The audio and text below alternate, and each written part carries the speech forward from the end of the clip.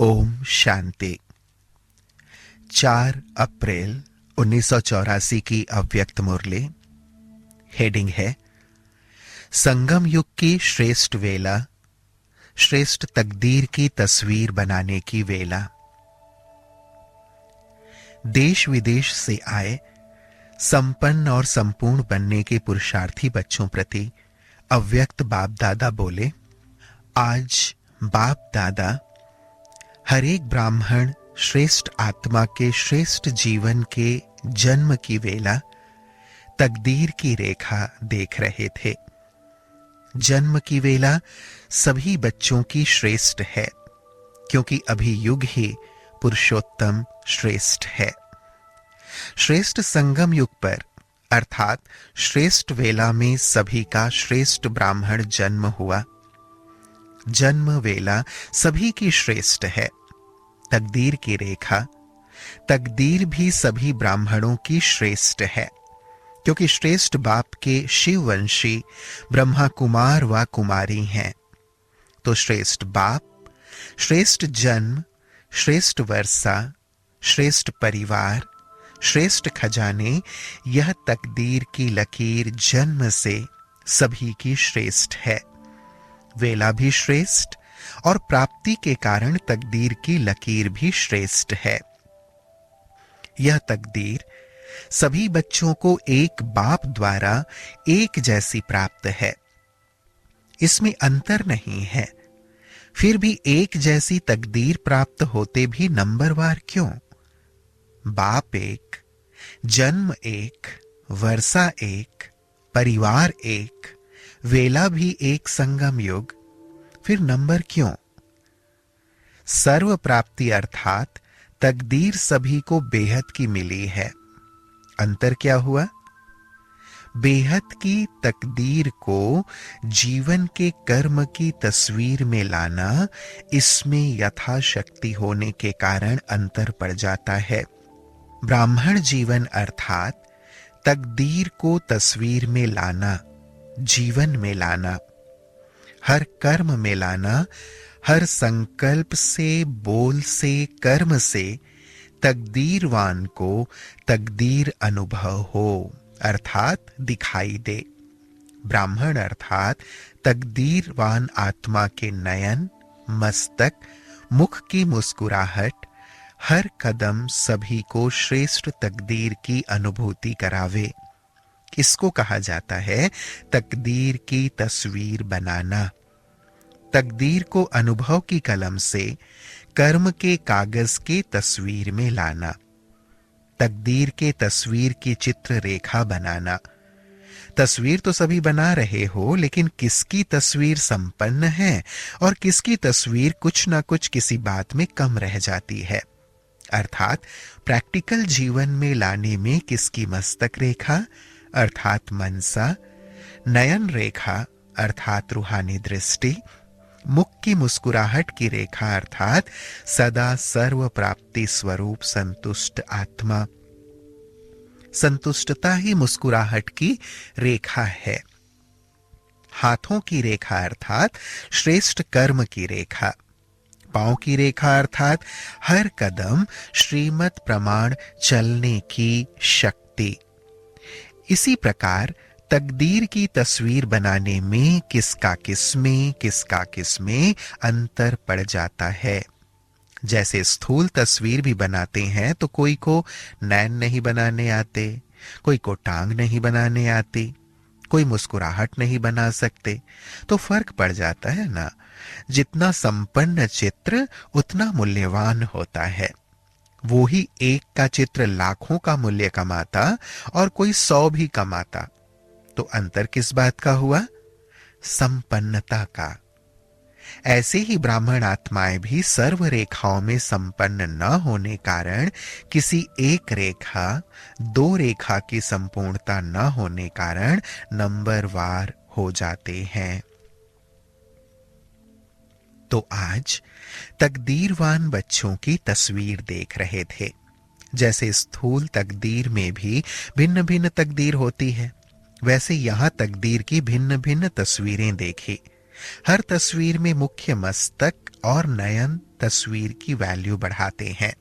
वैसे यहां भी मनसा वृत्ति की शक्ति और नयन के रूहानी दृष्टि की शक्ति, इसका ही महत्व होता। यही तस्वीर का फाउंडेशन है। सभी अपनी तस्वीर को देखो कि हमारी तस्वीर कितनी संपन्न बनी है। ऐसी तस्वीर बनी है जो तस्वीर में तकदीर बनाने वाला दिखाई दे। हर एक रेखा को चेक करो, इसी कारण नंबर हो जाता है। समझा? दाता एक है, देता भी एक जैसा है, लेकिन बनाने वाले बनाने में नंबरवार हो जाते। कोई अष्ट और इष्ट देव बन जाते, कोई देव बन जाते, कोई देवों को देख देख हर्षित होने वाले हो जाते। अपना चित्र देख लिया ना? अच्छा, साकार रूप में मिलने में तो समय और संख्या को देखना पड़ता, और अव्यक्त मिलन में समय और संख्या की बात नहीं है। अव्यक्त मिलन के अनुभवी बन जाएंगे तो अव्यक्त मिलन के विचित्र अनुभव सदा करते रहेंगे। बाप दादा बच्चों के सदा आज्ञाकारी हैं, इसलिए अव्यक्त होते भी व्यक्त में आना पड़ता है। लेकिन बनना क्या है? अव्यक्त बनना है ना, या व्यक्त में आना है? अव्यक्त बनो। अव्यक्त बनने से बाप के साथ निराकार बन घर में चलेंगे। अभी वाया की स्टेज तक नहीं पहुंचे हो, फरिश्ता स्वरूप से निराकार बन घर जा सकेंगे। तो अभी फरिश्ता स्वरूप बने हो, तकदीर की तस्वीर संपन्न की है। संपन्न तस्वीर ही फरिश्ता है। अच्छा, सभी आए हुए भिन्न भिन्न जोन के बच्चों को हर एक जोन की विशेषता सहित बाप दादा देख देख हर्षित हो रहे हैं। कोई भाषा भले नहीं जानते, लेकिन प्रेम और भावना की भाषा जानने में होशियार हैं। और कुछ नहीं जानते, लेकिन मुरली की भाषा जानते हैं। प्रेम और भावना से न समझने वाले भी समझ जाते हैं। बंगाल बिहार तो सदा बहारी मौसम में रहते, सदा बहार है। पंजाब है ही सदा सभी को हरा भरा करने वाला। पंजाब में खेती अच्छी होती है, हरियाणा तो है ही हरा भरा। पंजाब हरियाणा सदा हरियाली से हरा भरा है। जहां हरियाली होती है उस स्थान को सदा कुशल श्रेष्ठ स्थान कहा जाता है। पंजाब हरियाणा सदा खुशी में हरा भरा है, इसलिए बाप दादा भी देख देख हर्षित होते हैं। राजस्थान की क्या विशेषता है? राजस्थान चित्र रेखा में प्रसिद्ध है। राजस्थान की तस्वीरें बहुत मूल्यवान होती हैं, क्योंकि राजे बहुत हुए हैं ना। तो राजस्थान तकदीर की तस्वीरें सबसे ज्यादा मूल्यवान बनाने वाले हैं। चित्रों की रेखा में सदा श्रेष्ठ हैं। गुजरात की क्या विशेषता है? वहां आईनों का श्रृंगार ज्यादा होता है। तो गुजरात दर्पण है। दर्पण कहो, आईना कहो, जिसमें बाप की मूरत देखी जाए। आईने में शक्ल देखते हैं ना, तो गुजरात के दर्पण द्वारा बाप की तस्वीर, फरिश्ता स्वरूप की तस्वीर सभी को दिखाने की विशेषता है। तो गुजरात की विशेषता है बाप को प्रत्यक्ष करने वाले दर्पण। बाकी छोटा सा तमिलनाडु रह गया, छोटा ही कमाल करता है, बड़ा कार्य करके दिखाता है। तमिलनाडु क्या करेंगे? वहां मंदिर बहुत है, मंदिरों में नाद बजते हैं। तमिलनाडु की विशेषता है नगाड़ा बजाए बाप की प्रत्यक्षता का आवाज बुलंद करना। अच्छी विशेषता है। छोटेपन में भी नाद बजाते हैं। भक्त लोग भी बड़े प्यार से नाद बजाते हैं और बच्चे भी प्यार से बजाते हैं। अब हर एक स्थान अपनी विशेषता को प्रत्यक्ष स्वरूप में लाओ। सभी जोन वालों से मिल लिया ना? आखिर तो ऐसा ही मिलना होगा। पुराने बच्चे कहते हैं हमको क्यों नहीं बुलाते, प्रजा भी नहीं बनाते, बढ़ाते भी रहते। तो पुरानों को नए नयों को चांस देना पड़े, तब तो संख्या बढ़े। पुराने भी पुरानी चाल से चलते रहें तो नयों का क्या होगा? पुराने हैं दाता देने वाले और नए हैं लेने वाले, तो चांस देना है, इसमें दाता बनना पड़े। साकार मिलन में सब हद आ जाती है, अव्यक्त मिलन में कोई हद नहीं। कई कहते हैं संख्या बढ़ेगी फिर क्या होगा, साकार मिलन की विधि भी तो बदलेगी। जब संख्या बढ़ती है तो कुछ दान पुण्य भी करना होता है।